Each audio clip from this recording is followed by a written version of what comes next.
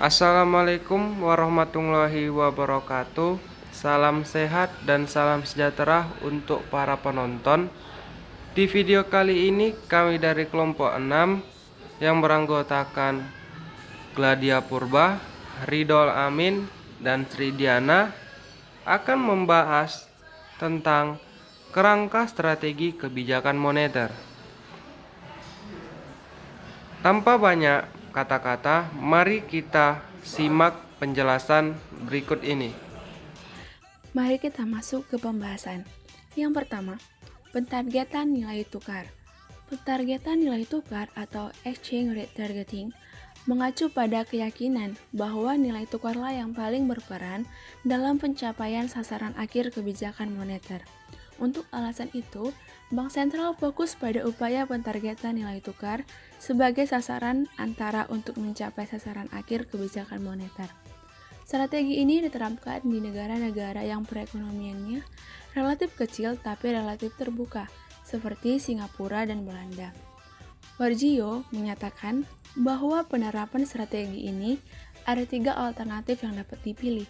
Yang pertama, menetapkan nilai mata uang domestik terhadap harga komoditas tertentu yang diakui secara internasional, seperti emas atau standar emas. Yang kedua, menetapkan nilai mata uang domestik terhadap mata uang negara-negara industri yang tingkat inflasinya rendah. Dan yang ketiga, menyesuaikan nilai mata uang domestik terhadap mata uang negara asing tertentu ketika perubahan nilai mata uang diperkenankan sejalan dengan perbedaan laju inflasi di antara kedua negara. Menurut Utari, ada beberapa kelebihan pentargetan nilai tukar. Yang pertama itu, pentargetan nilai tukar dapat meredam inflasi yang bersumber dari perubahan harga barang-barang impor. Yang kedua, pentargetan ini dapat mengarahkan ekspektasi masyarakat terhadap tingkat inflasi. Yang ketiga, pentargetan nilai tukar merupakan kerangka kebijakan moneter dengan pendekatan rules atau aturan yang baku, sehingga dapat mendisiplinkan pelaksanaan kebijakan moneter. Yang keempat, terakhir, kerangka ini sangat sederhana dan juga jelas sehingga mudah dipahami oleh masyarakat. Dan menurutnya, pentargetan juga memiliki sejumlah kelemahan-kelemahan antara lain.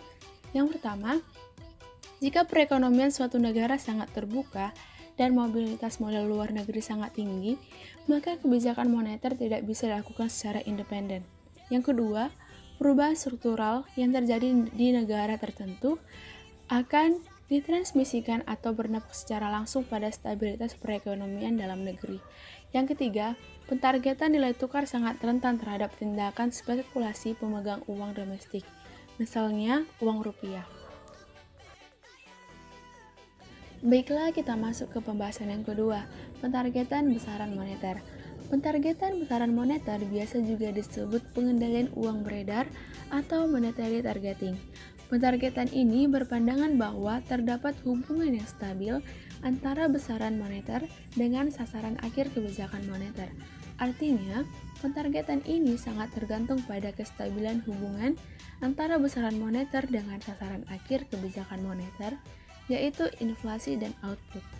Kelebihan utama dari pentargetan ini dibanding dengan pentargetan lainnya, misalnya pentargetan nilai tukar, adalah dimungkinkannya implementasi kebijakan independen sehingga Bank Sentral atau Bank Indonesia fokus pada usaha pencapaian tujuan akhir kebijakan moneter yang telah ditetapkan sebelumnya, misalnya laju inflasi yang rendah dan tingkat pertumbuhan ekonomi yang relatif tinggi. Untuk alasan itu, maka sejumlah bank sentral lebih memilih pentargetan ini daripada pentargetan nilai tukar. Pentargetan ini diterapkan oleh Bank Indonesia pada tahun 1959 sampai dengan tahun 1965. Pada saat itu, inflasi sangat tinggi. Kebijakan moneter ketat menggunakan sistem pengendalian uang beredar. Kekuatan dan atau kelemahan yang melekat pada pentargetan moneter antara lain, yang pertama, dimungkinkan pelaksanaan kebijakan moneter yang independen, sehingga Bank Sentral dapat fokus pada pencapaian tujuan atau inflasi yang rendah dan stabil. Yang kedua, immediate signal, karena dapat dikontrol oleh Bank Sentral. Meskipun demikian, dalam perkembangan selanjutnya, ternyata kestabilan hubungan antara besaran moneter dengan sasaran akhir kebijakan moneter menjadi terganggu, seperti terlihat pada ketidakstabilan income velocity.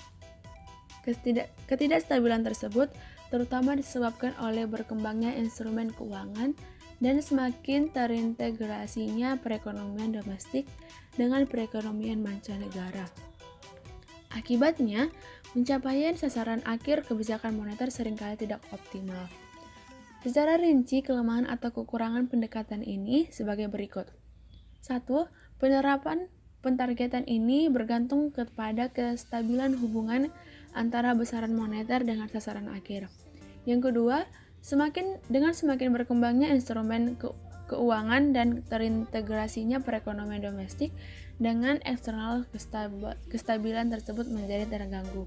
Yang ketiga, sulit dipahami oleh masyarakat.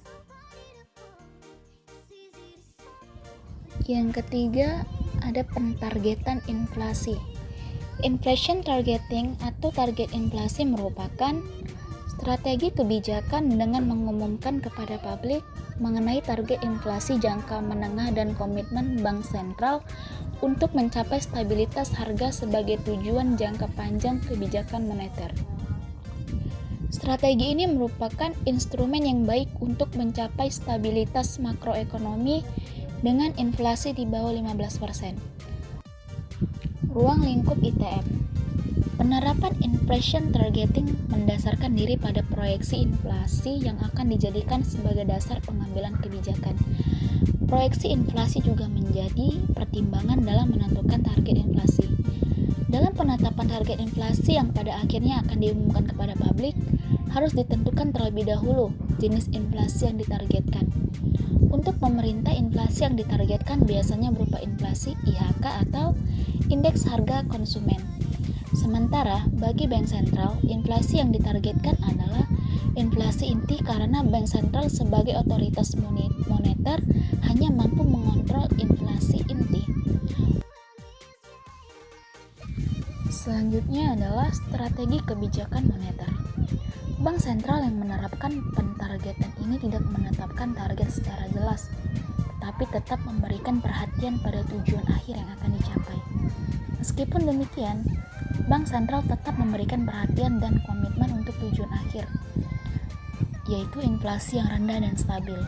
Amerika Serikat merupakan contoh negara yang tidak menyebutkan secara tegas mengenai jangkar nominal yang digunakan. Strategi ini dianggap kurang terbuka atau transparan, sehingga masyarakat cenderung mereka-reka mengenai maksud dan tujuan kebijakan moneter bank sentral. Akibatnya, memicu ketidakpastian di pasar mengenai prospek perkembangan harga atau inflasi dan output.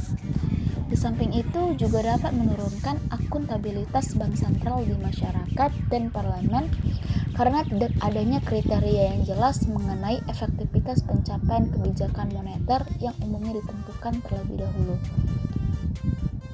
Kekuatan atau kelebihan dari pentargetan ini adalah yang pertama, tidak bergantung kepada kestabilan hubungan antara besaran moneter dan sasaran akhir atau inflasi. Kedua, terbukti berhasil diterapkan di Amerika Serikat. 3. Kebijakan moneter dapat difokuskan pada pencapaian kestabilan perekonomian domestik. Kelemahan atau kekurangan pentargetan ini yaitu yang pertama kurang transparan dan yang kedua adalah akuntabilitasnya yang kurang. Selanjutnya kesimpulan.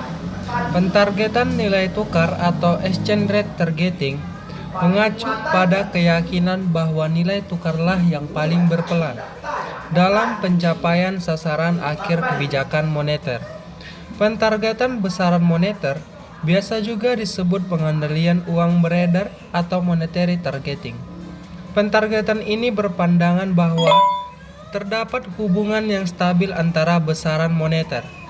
Inflation targeting atau target inflasi merupakan strategi kebijakan dengan mengumumkan kepada publik mengenai target inflasi jangka menengah dan komitmen bank sentral untuk mencapai stabilitas harga sebagai tujuan jangka panjang kebijakan moneter. Bank sentral yang menerapkan pentargetan ini tidak menetapkan target secara jelas, tetapi tetap memberikan perhatian pada tujuan akhir yang akan dicapai. Meskipun demikian, Bank Sentral tetap memberikan perhatian dan komitmen untuk tujuan akhir kebijakan moneter, yaitu inflasi yang rendah dan stabil.